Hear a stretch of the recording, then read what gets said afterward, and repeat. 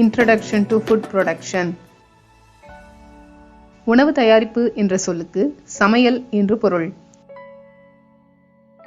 அதாவது சமையலுக்கு தேவையான மூலப்பொருட்களை சேர்த்து சிறப்பான முறையில் சமைத்து உண்பதற்கு தயார் செய்தல்.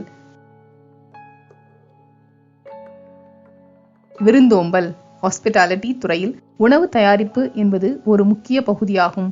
பல்வேறு இடங்களின் உணவு கலாச்சாரம், பல்வேறு சமையல் முறைகள், சமையலறை ஏற்பாடு, உணவை தயாரிப்பதற்கான செலவு, இவை அனைத்தும் உணவு தயாரிப்பில் அடங்கும். சாலையோரத்தில் இருக்கும் சிறிய கடை, தள்ளுவண்டி உணவு கடை, சிறிய ரெஸ்டாரண்ட், ஆடம்பர ஹோட்டல் என எதுவாக இருந்தாலும் இந்த எல்லா இடங்களிலும் இரவு வெகுநேரம் வரை மக்கள் கூட்டம் அலைமோதும். பெரும்பாலும் பசியை போக்கவும் விருப்பமான உணவுகளுக்காகவும் மக்கள் வெளியில் சாப்பிடுகிறார்கள். வெளி மாநிலங்கள் மற்றும் வெளிநாடுகளில் இருந்தும் வேலை அல்லது வேறு காரணங்களுக்காக பயணிகள் வருகிறார்கள். அப்படிப்பட்ட சமயங்களில் சில நாட்களுக்கு பிறகு அவர்களுக்கு வீடு உணவு நினைவுக்கு வரும். அப்போது நாம் நமது ஊரில் தயாரிக்கப்படும் உணவை தேடத் தொடங்குகிறோம். அத்தகைய உணவு உண்ணும் ஆர்வத்தில் உணவகங்கள், அதாவது ரெஸ்டாரண்ட்கள் மற்றும் ஃபுட் ஸ்டால்களில் உதவியை நாடுகிறோம். ரெஸ்டாரண்ட்கள், காஃபி ஷாப்கள் முதல் பெரிய அலுவலகங்கள் வரை எல்லா இடங்களிலும் கேட்டரிங் வசதிகள் உள்ளன. ஒவ்வொரு வீடுகளிலும் விதவிதமான உணவு வகைகள் உள்ளன. அதே வகையான உணவுகள் ரெஸ்டாரண்ட்களிலும் கிடைக்கும். உணவு வகைகளுக்கு எல்லையே இல்லை. மக்கள் ஒவ்வொரு ஊரின் சிறப்பு உணவுகளையும் சுவைக்க விரும்புகிறார்கள். இந்த காரணங்களால் தான் உணவு தயாரிப்பு வணிகம் மிக வேகமாக விரிவடைந்து வருகிறது. பல்வேறு வகையான உணவுகளை சமைப்பதற்கும் தயாரிப்பதற்கும் பயிற்சி அவசியம். பயிற்சியும் வெவ்வேறு நிலைகளுக்கு வெவ்வேறு விதமாக இருக்கும்.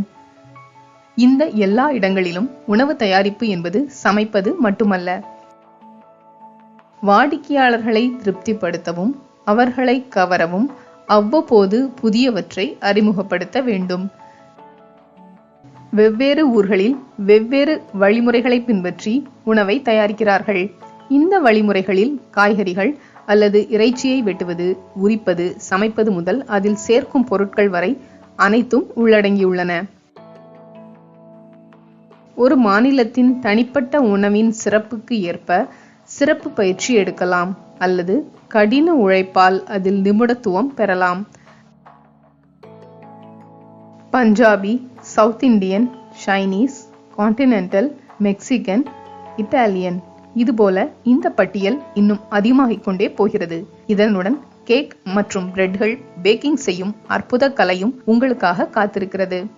இப்போது ஒரு பெரிய ரெஸ்டாரண்டின் சமையலறையில் என்ன நடக்கிறது என்று பார்க்கலாம் வாங்க. ஹோட்டல்கள், உணவகங்கள் மற்றும் கஃபேக்களின் சமையலறைகள் கமர்ஷியல் கிச்சன்கள் என்று அழைக்கப்படுகின்றன. கமர்ஷியல் என்றால் வணிகம் என்று அர்த்தம். இங்கு சமைக்கப்படும் உணவுகள் வாடிக்கையாளரின் விருப்பம் மற்றும் தேவைக்கும் ஏற்ப கட்டண அடிப்படையில் தயாரிக்கப்படுகின்றன. அதிக அளவு உணவு சமைக்கப்படுவதால் கமர்ஷியல் சமையலறைகள் நம் வீட்டு சமையலறைகளை விட பெரிய அளவில் உள்ளன. இதனால் இங்கு பல உபகரணங்கள் மற்றும் இயந்திரங்கள் உள்ளன. அவற்றை சரியாக பயன்படுத்துவது மிகவும் முக்கியம்.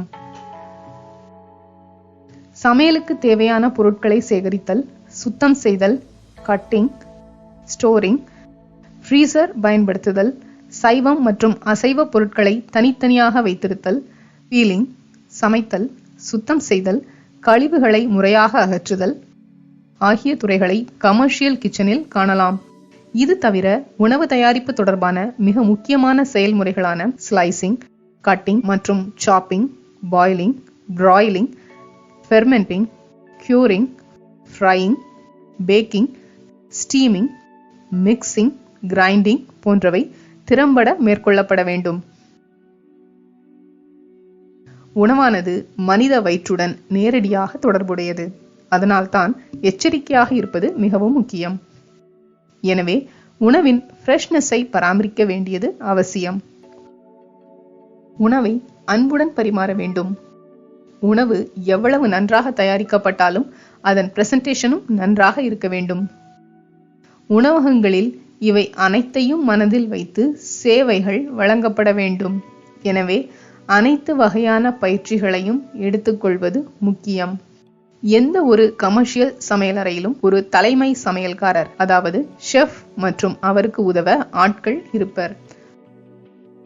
அந்த ஷெஃப் தன்னுடன் பணிபுரியும் ஊழியர்களை வழிநடத்தி அவர்களை வேலை செய்ய ஊக்குவிப்பார். உங்கள் வேலையில் நீங்கள் முன்னேறும் போது உணவு தயாரிப்பு தொடர்பான மற்ற பொறுப்புகளையும் நீங்கள் ஏற்கலாம். உதாரணமாக, மெனுக்கள் மற்றும் உணவு தயாரிப்பு நடைமுறைகளை திட்டமிடல், பட்ஜெட்டை நிர்வகித்து விலைகளை கட்டுப்படுத்துதல், உணவுப் பொருட்கள் மற்றும் இயந்திரங்கள் வாங்குதல். இந்த துறையில் வாடிக்கையாளர் திருப்தி மிகவும் முக்கியமானது. இந்த வேலைகளை செய்யும்போது நீங்கள் மகிழ்ச்சியாக இருப்பது மிகவும் முக்கியம். ஏனெனில் அவ்வாறு மகிழ்ச்சியாக செய்தால் மட்டுமே உங்கள் வேலை சிறப்பாக இருக்கும். மேலும் நீங்கள் வேலையில் சிறந்து விளங்க முடியும். உங்கள் வீட்டிற்கு அருகில் உள்ள உணவகத்திற்கு சென்று அவர்கள் அடுத்த நாளுக்கு எப்படி தயார் செய்கிறார்கள் என்பதை கண்டுபிடித்து தினசரி பொருட்கள், ஃப்ரோசன் பொருட்கள் மற்றும் மளிகை பொருட்கள் பற்றிய தகவல்களை பெறுங்கள்.